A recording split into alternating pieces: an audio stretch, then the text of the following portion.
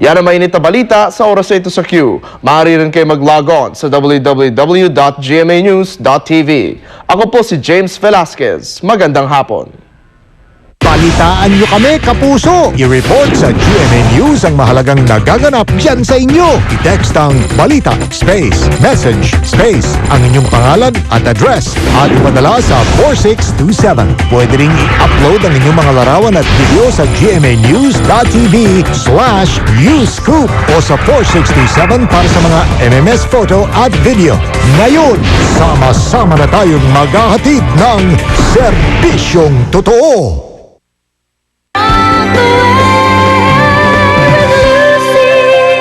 Pagkatapos namin ibigay sa inyo ang The Man with 1,000 Voices, ang superstar natin today ay tinatawag naman natin The Man with a Soaring Voice. Soaring dahil ang taas daw talaga ng boses niya. Bumongga yun. Mas mataas pa kaya sa boses ko yan? I'm sure. Oo, I'm sure. Iba daw ang leveling ng kanyang boses, te. Pero, bago natin siya marinig, narito muna ang kanyang kwento.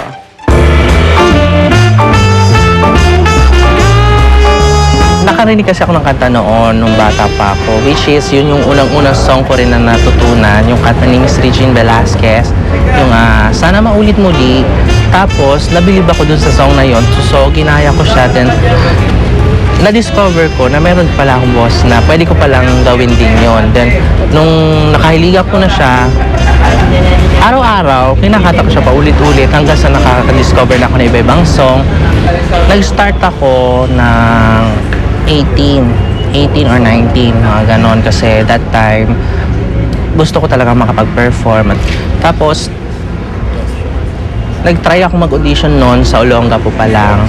Yun. Tapos, natanggap naman ako. Bawat song na naririnig ko, ginagaya ko. Sinasaulo ko.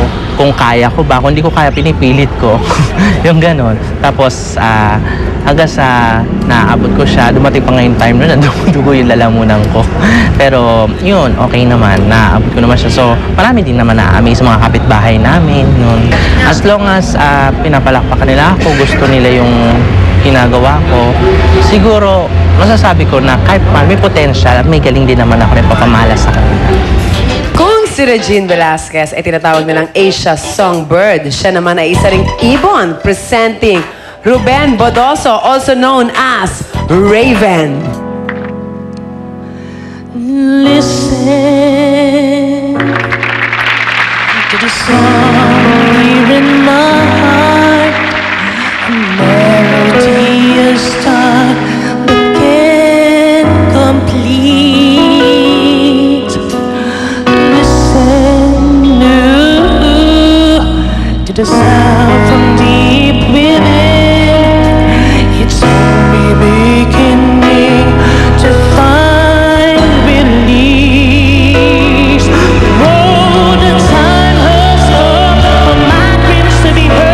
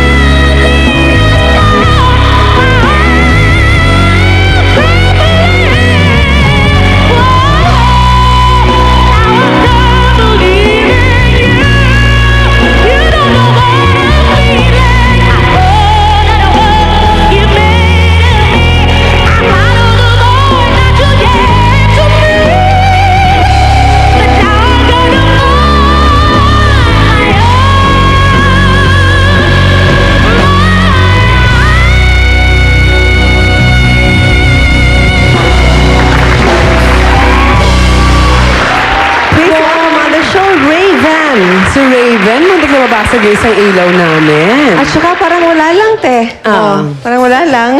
Ang taray. Raven, kailan mo nalaman na meron ka palang ganitong talent? Since 11 years old po. Since 11 years old, ano yung first song na kinanta mo? Sana maulit muli ni Miss Regine Velasquez. Ang Sana taray. maulit muli. Okay, at na-discover ka daw ni Gladys Guevara. Anong sinabi niya sa'yo nung nakita kayo? Yun nga po, kinuha niya po ako, pinag-audition niya po ako sa Clowns, kaya Mr. Alan K. Then, napanood po din po ako ni Mr. Alan K. Then, yun na po, nag-star, nagustuhan niya po ako dun. Bigyan niya na po ako ng maraming set. Ng maraming set. Opo. Anong set yan? Sets po, ayan kasama po yung mga legend na rin po sa industriya ng pag-i-stand. Eto na, At Wilmalyn. syempre, Sino nanood sa kanila? Habang si Raven ay nag-u-emote dyan, inaabot ang mataas na nota, eh pinapanood ka rin nila Ate Shawi, Ate Glo, at Shazing. At sabi nila sa'yo ay, good luck. Charing! Ano? So, Raven, kanina habang kumakanta ka, naloloka ako. Kaya ba nito talaga? Diyos ko, baka may ano. Pero alam mo, ang galing mo, te. Diyos ko, kinilabutan ako habang kumakanta ka. Alam mo ba na yan ang number 1 frustration ko sa buhay, ang makakanta ng ganyang kataas? Diyos ko, nakakaloka. Pasok na pasok ka, te. Sa totoo lang. Ate Glo. Alam mo, bagay na bagay talaga yung pangalan mo sa'yo na Raven. Kasi di ba yung Raven is a powerful bird. So, ganoon din yung voice mo, napaka-powerful. Natuwa ako kasi narinig ko na 11 years old ka palang kumakanta ka. So, ibig sabihin talagang passion mo yung pagkanta. So, gaya ng mga sinabi mo kanina na patuloy ka nagtitrain, tama yan. Dapat you keep on educating yourself. At dapat huwag kang matatakot na you go out of your comfort zone. Kasi mamaya kung kunyari, ayan lang lagi yung patuloy mo kinakanta, baka mamaya mas mahusay ka pa pala sa ganito o sa ganitong genre, baka mas marami ka pang maipapakita. Oo. Malay mo, makapagsabayan siya kay Glock 9, pwede. Oo, di ba? Sino makapagsasabi no na parang ako, di ba, after ng president ko ngayon, lilipat naman ako na ibang pwesto kasi I really want to serve. Yes. At so, Shawi. yun talaga yun. Ako, wow. As in, wow talaga. Diyos ko, grabe. Kasi second time ko na siya talagang nakasama sa Surigao pa lang. Noon pa lang, humanga na ako sa boses niya. Ang nakakaloka lang dito talaga, sobrang taas talaga at powerful talaga ang boss niya. Yes. Alam mo, ang payo ko lang sa'yo, welcome sa entertainment industry at sana lumagay ka man sa tugatog ng tagumpay, wag lalaki ang ulo. Laging lumingon sa mga pinanggalingan. Basta lagi lang tayong parang megastar lang na laging nakatapak lang sa lupa miski alam mo namang nandun na siya dahil ningning na ningning ang kanyang bituin. Basta stay as you are. Kung ano ka nung una, sana ganun ka rin sa huli. Yan. Raven, ano masasabi mo sa tatlong mga veteranong to? Unang-una po, lahat po, maraming salamat po kasi na-appreciate nyo po kung anong meron talent po ako. At the same time, yung mga payo nyo po, susundin ko po lahat yun dahil yun po yung tama. Wow. Thank you, Raven, and thank you to all our guests. Meron kayong gustong i-plug? Ate Shawi.